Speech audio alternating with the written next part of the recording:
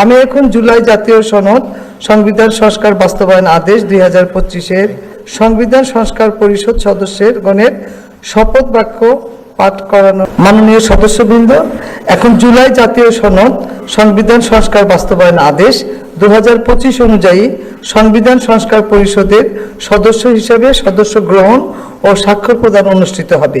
এই লক্ষ্যে আপনাদের ফোল্ডারে নীল রঙের একটি শপথপত্র সরবরাহ করা হয়েছে।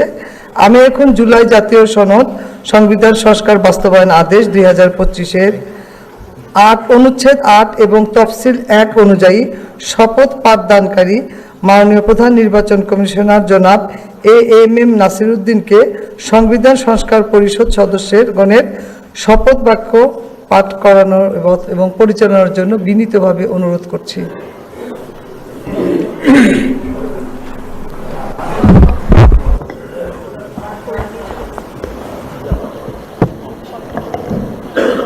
বিসমিল্লাহির রহমানির রহিম। মাননীয় সদস্যবৃন্দ, এখন আপনাদেরকে সংবিধান সংস্কার পরিষদ সদস্য হিসাবে শপথ বাক্য পাঠ করানো হবে।